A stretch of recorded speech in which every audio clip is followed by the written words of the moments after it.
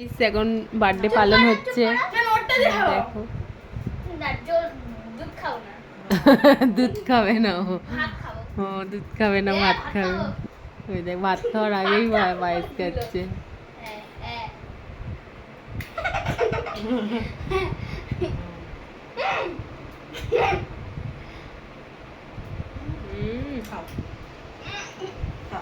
এই মাংস দে।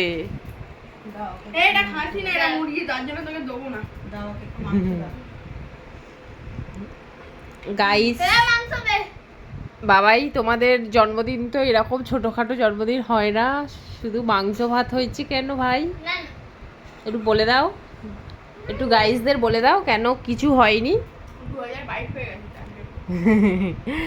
সেটা বড় কথা না, বড় কথা হচ্ছে এদের পরীক্ষা চলছে, তাই কিছু করা হয়নি।